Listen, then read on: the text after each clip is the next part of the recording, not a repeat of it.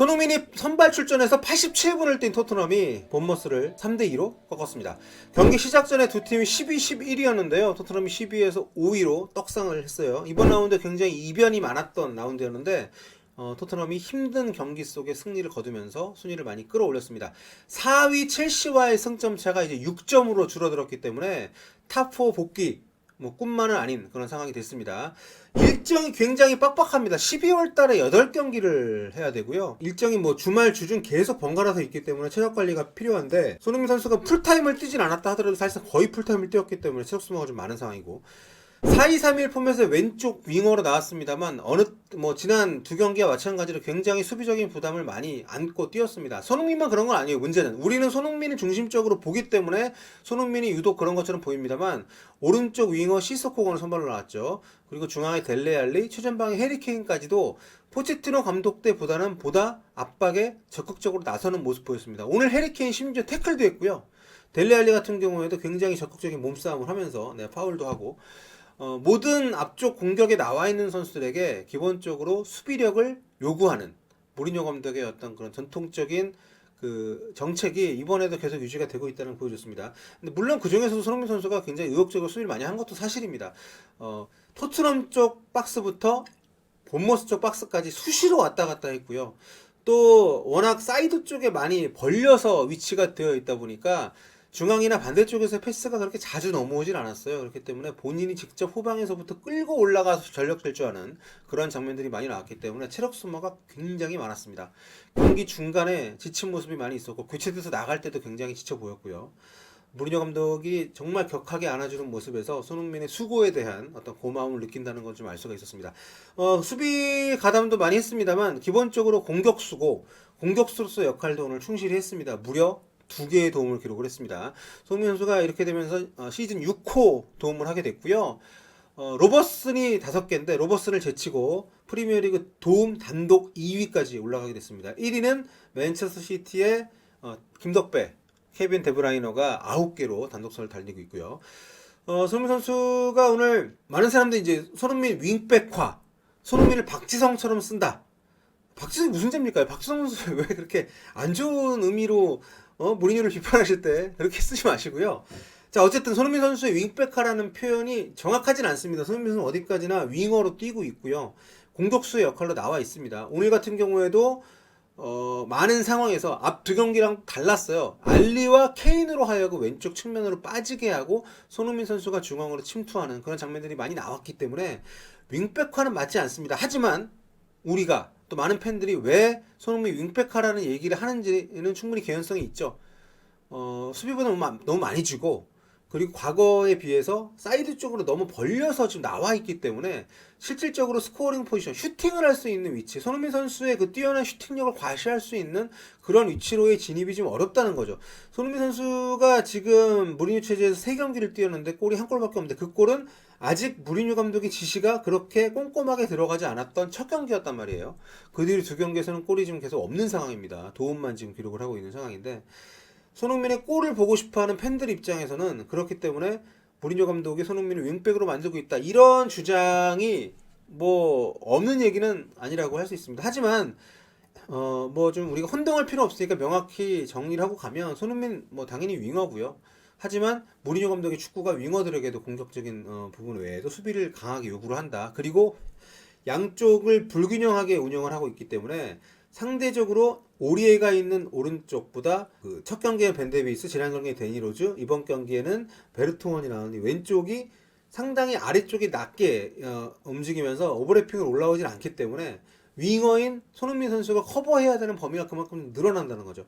오리에가 올라오는 오른쪽 같은 경우에는 은돈벨레나 아니면 센터백들이 이동을 해서 좀 어느 정도 그 공간을 메워주는 반면에 손흥민 선수 뒤에 있는 이 수비진들은 계속해서 전진을 하지 않기 때문에 손흥민 선수가 커버해야 될 범위가 넓어지는 어떤 그런 전술적인 부분 때문에 손흥민 선수가 기본적으로 윙어에게 수비 가담을 많이 요구하는 무리뉴 체제에서 더 많이 뛰고 더 많이 체력 소모를 할 수밖에 없는 그런 상황들이 매경기 지금 반복되고 있고 이거는 바뀌지 않을 겁니다. 손흥민 선수의 위치가 오른쪽으로 바뀌거나 아니면 스트라이크로 올라가거나 이렇지 않는 이상 왼쪽 윙어로 뛰는 이상 계속 이렇게 할 겁니다. 왜 제가 이렇게 단언을 하냐면 경기 하루 전에 그 무리뉴 감독이 인터뷰하면서 그 세세뇽 얘기를 했어요. 세세뇽 선수가 이제 2000년생 이번 여름에 영입한 풀럼 출신의 이제 윙백이죠. 물론 뭐 윙어, 풀백 다 보는 선수입니다만 이 선수 얘기를 하면서 세세뇽을 무리뉴 감독이 윙어라고 얘기했어요.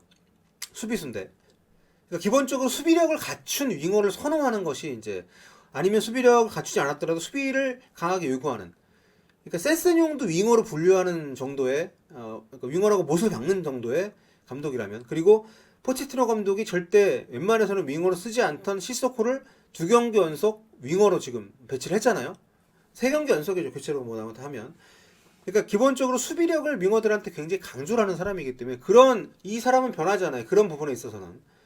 그리고 이미 중앙에는 케인하고 알리를 박아놨기 때문에 손흥민을 그 둘이 부상으로 이탈하지 않는 이상 이 안쪽으로 포체티노는 간혹 가다가 스트라이커로도 기용을 했습니다만 모리뉴 체제에서 알리와 케인과 함께 뛰는 손흥민은 무조건 윙어입니다. 그렇기 때문에 이 체제에서 우리가 이건 좀 마음으로 받아들이고 가야 된다. 이건 여러분께서 좀 이해를 하셔야 될 것 같습니다. 자, 그럼에도 불구하고 골은 없었습니다만 손흥민 활약은 오늘 굉장히 좋았고요. 지친 가운데에서 공격하는 상황에서 좀 헛발질도 있었고 실수가 있었기 때문에 우리가 정말 마음이 아팠었는데 그럼에도 불구하고 현지 평가 그 영국 언론들의 평가는 너무 좀 영국 선수들한테 치우쳐 있기 때문에 이제 후스코어닷컴 같은 경우는 이제 기계적으로 인공지능에 의해서 이제 평점이 나오잖아요. 여기서 8.7점 받았어요. 굉장히 높은 평점 받았습니다. 델레알리가 이제 9.5점을 받았고요. 시소코 8.5점. 그 나머지 선수들은 다 7점대입니다. 6점대. 에릭 다이어, 베르통원, 산체스가 가장 평점이 안 좋고요. 그러니까 그만큼 손흥민 선수가 여전히 팀 내 에이스라는 거, 가장 기여도가 높은 선수라는 것을 계속적으로 매 경기 확인을 시켜주고 있는 거죠. 무리뉴 지금 체제에서 새로운 선수를 영입하지 않는다는 전제하에 지금 가장 고민이 되는 지점은 왼쪽 풀백과 중앙 수비형 미드필더라고 생각합니다. 일단 에릭 다이어가 가장 저격이라고 무리뉴 감독이 생각하기 때문에 매 경기 지금 계속 많은 시간을 뛰키고 있습니다만 오늘도 에릭 다이어 횡패스만 하고 수비도 제대로 도와주지 못했고 무리뉴 감독이 결코 만족할 수 없는 그런 경기를 오늘 또 했습니다. 언제까지 다이어를 믿고 갈지 모르겠습니다만 그리고 왼쪽도 무리뉴 체제 3경기에서 모두 왼쪽 풀백 선발이 바뀌었어요. 오른쪽은 계속 이제 오리에로 가고 있는데 그렇기 때문에 왼쪽 풀백도 좀 고민이 많을 것 같습니다. 이제 개인적으로는 3경기 중에 오늘 베르통원 그러니까 벤 데이비스가 가장 어울리는 것 같은데 지금 부상이고 데니 로즈는 좀 쉽지 않을 것 같은데 모르겠습니다. 우리 감독의 머릿속을 열어볼 수는 없으니까. 근데 데니 로즈가 공격도 안 되고 수비도 좀 불안 요소가 많은 선수이기 때문에 아무튼 그 정도 포지션을 제외하면은 나머지 포지션에서는 거의 이제 주전이 지금 패턴으로 많이 좀 가지 않을까. 그렇게 생각을 합니다. 자, 뭐 손흥민 선수가 골이 없었기 때문에 많은 분들이 아쉬워합니다만 우리 욕심이 너무 큰 거라고 저는 생각해요. 손흥민 선수 골 못 넣은 거 2경기밖에 안 됩니다. 손흥민 선수가 워낙 골을 많이 넣고 잘 해주다 보니까 우리가 손흥민 한 경기만 골이 없어서 아쉬워하고 또 감독이 수비 요구가 많아지니까 감독 욕하고 이러는데 손흥민 선수 지금도 너무 잘해주고 있고요. 체력적으로 힘들기 때문에 그런 부분들만 잘 이제 또 컨트롤을 하면 고비도 잘 넘길 수 있을 것 같습니다. 자, 남은 일정 말씀드릴게요. 이제 목요일 새벽 4시 반에 맨체스터 유나이티드 원정 갑니다. 이거 정말 재밌을 것 같지 않습니까? 여러분, 저와 함께 메뉴전도 보시고요. 새벽 4시 반에는 올드 트래포드에서 합니다. 무리뉴 감독의 올드 트래포드 복귀전. 그리고 손흥민 선수의 또 한 번의 활약이 기대가 되는 그런 경기고요. 그 경기 끝나면은 일요일에, 그러니까 토요일 밤에 번리전. 그리고 그, 주중에 또 바이에른 뮌헨 원정. 그리고 울버햄튼 원정 주말에 또 가고. 바로 또 첼시전. 전 이 첼시전 현장 가서 봅니다, 여러분. 축덕원정대. 토트넘 첼시 경기 보고요. 그리고 이제 박싱데이 때 브라이턴전까지 있고, 그 다음 3일 뒤에 또 노리치 경기 있고, 그리고 이제 1월 2일 날 사우스햄튼 경기 있고, 와, 일정 진짜 빡세네. 이런 일정이 계속 이어지기 때문에 손흥민 선수의 체력을 거의 지금 갈아 마시고 있는 무리뉴 감독이 좀 안배를 해줬으면 하는 마음이 드는 게 솔직한 그 심정이에요. 뭐 손흥민 선수가 힘든 달리기 하지 않고 정말 꾀부리지 않는 스타일의 선수이기 때문에 정말 체력적으로 힘들어 보이는 오늘 경기 내용들 좀 아쉬웠고 그렇기 때문에 본인이 어떤 타이밍을 잡고 뛰어 들어갈 때 패스가 안 들어오면 약간 좀 안타까워하는 표정, 뭐 제스처도 취했잖아요. 그런 부분들을 봤을 때 좀 아쉬운 부분은 분명히 좀 있고요. 아무튼 체력 관리만 잘 해서 한다면 무리뉴 감독이 손흥민 선수는 무조건 선발로 넣는 선수이기 때문에 앞으로 공포 포인트 더 많이 기록할 수 있는 그런 이 상황들이 이어질 거라고 생각을 합니다. 자, 앞으로도 손흥민 선수 좋은 모습 보여주기를 좀 기대를 해보겠고, 여러분들 뭐 이 본인이 괜찮아도 주변에서 야 뭐 이렇게 어땠지 이렇게 얘기하면 선수도 흔들리거든요. 괜히 손흥민한테 가서 아 손흥민 선수 왜 수비형 이거 됐어요 뭐 너무 수비만 시키네요 이런 얘기, 무리뉴 나빠 이런 얘기 하지 마시고 그냥 응원해 주셨으면 좋을 것 같고요.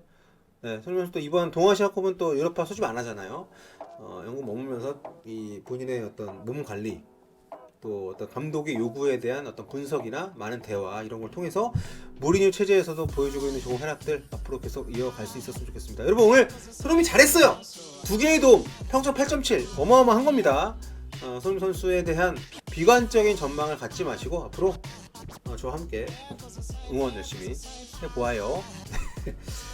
자, 지금까지 폴리TV 서영욱이었고요. 여러분 구독 부탁드립니다.